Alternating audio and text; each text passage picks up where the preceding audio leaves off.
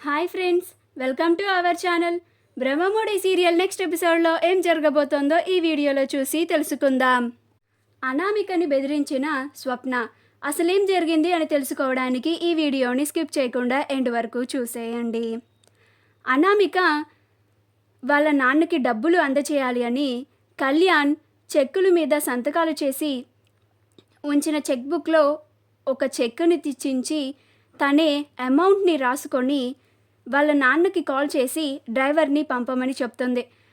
కాసేపు ఆగిన తర్వాత అనామిక వాళ్ళ అమ్మ అనామికకి కాల్ చేసి, డ్రైవర్ వచ్చాడు అనామిక, నువ్వు వెంటనే చెక్ని పంపించు అని అంటోంది. అప్పుడు అనామిక, అలాగే మమ్మీ, డ్రైవర్ని లోపలికి రావద్దు అని చెప్పు, ఎవరైనా చూస్తే డౌట్ వస్తుంది అని అంటోంది.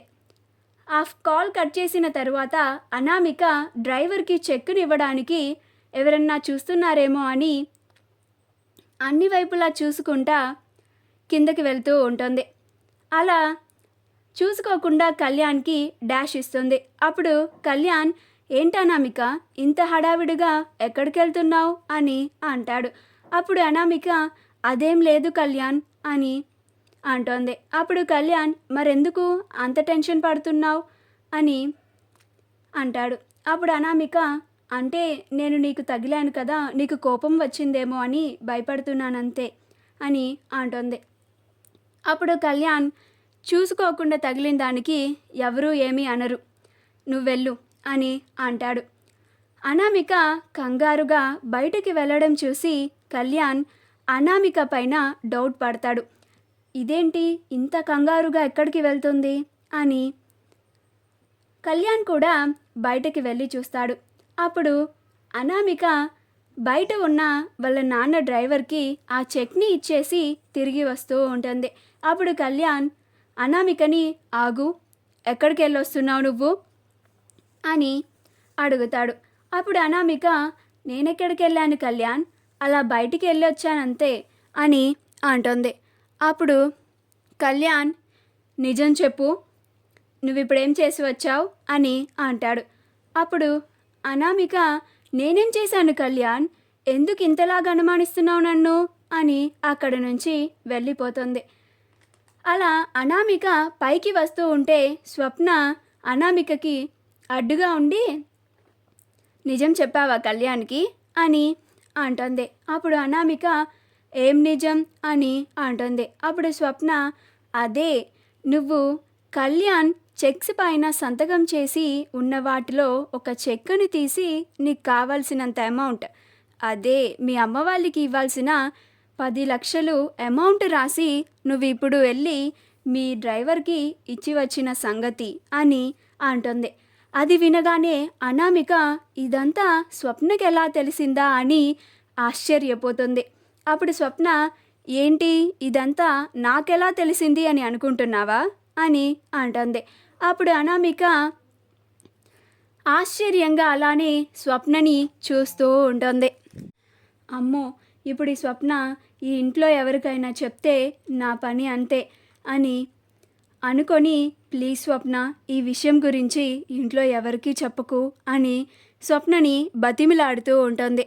అప్పుడు స్వప్న, నేను ఈ విషయాన్ని ఇంట్లో ఎవ్వరికీ తెలియకుండా ఉంచాలి అంటే నువ్వు ఈ ఇంట్లో నోరు కుదురుగా పెట్టుకొని తోక జాడించకుండా కుదురుగా ఉంటేనే నేను ఎవరికీ చెప్పను.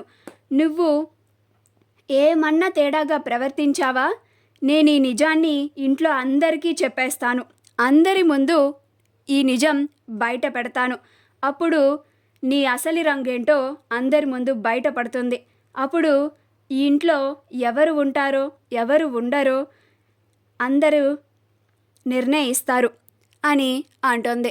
అప్పుడు అనామిక, ప్లీజ్ స్వప్న, నేను ఎవ్వరికీ ఎదురు చెప్పను, సైలెంట్గానే ఉంటాను, నా పనేంటో నేను చేసుకుంటాను అని అంటుంది. అప్పుడు స్వప్న, అది అలా రా దారికి, నువ్వు నా మాట విన్నంత వరకు నీకు ఎలాంటి ప్రాబ్లము ఉండదు, నువ్వు నా మాటని దాటి ప్రవర్తిస్తేనే నీకు ప్రాబ్లం ఉంటుంది అని అంటుంది.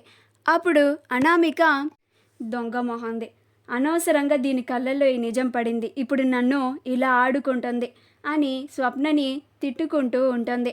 అప్పుడు స్వప్న, ఏంటి అనామిక ఏదో అన్నట్టున్నావు అని అంటుంది. అప్పుడు అనామిక అబ్బే ఏం లేదు స్వప్న, నేనేం అనలేదు అని అంటుంది.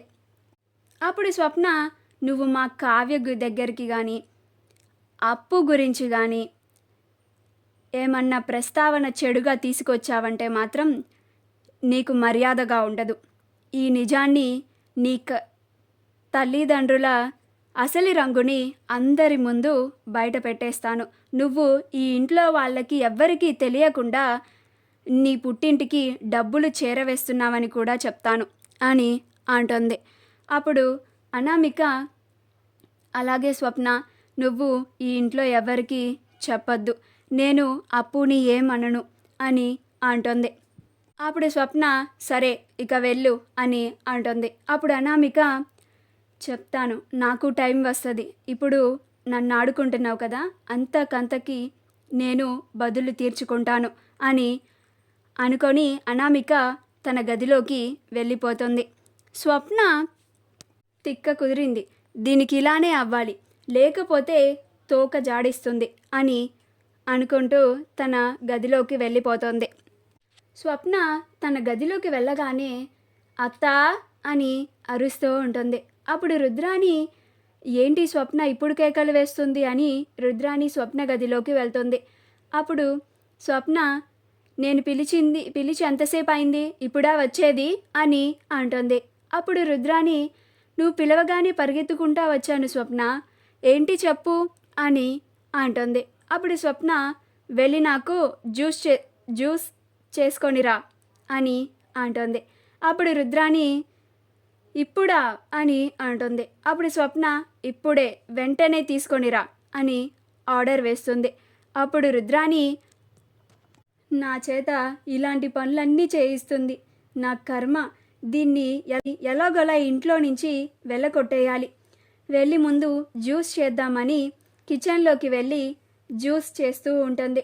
అప్పుడు ఆ దొంగ మాయ రుద్రాణి దగ్గరికి వచ్చి ఏంటంటే ఎవరి కోసం జ్యూస్ చేస్తున్నారు, నా కోసమేనా అని ఆ గ్లాస్ని తీసుకోబోతుంది. మొహం పగలగొడతాను, అది స్వప్నకి, నువ్వు ఇప్పుడు అది తాగేస్తే నేను మళ్ళీ ఇంకొకటి చేయాలి, లేదా నేను నీకు జ్యూస్ చేసి ఇవ్వడం చూస్తే అది ఇద్దరికి మొహం పగలగొడుతుంది అని అంటుంది. అప్పుడు ఆ దొంగ మాయ అబ్బా ఆంటీ నాకు కూడా ఒకటి చేసివ్వరా ప్లీజ్ అని అంటుంది. అప్పుడు రుద్రాణి నువ్వే చేసుకో, నా వల్ల కాదు అని స్వప్నకి జ్యూస్ ఇవ్వడానికి గ్లాస్ని తీసుకొని పైకి వెళ్తుంది. మా వీడియో కనుక మీకు నచ్చినట్లయితే లైక్ చేయండి, షేర్ చేయండి, మా ఛానల్ని సబ్స్క్రైబ్ చేసుకోండి, పక్కనే ఉన్న బెల్ ఐకాన్ని క్లిక్ చేయడం మాత్రం మర్చిపోకండి.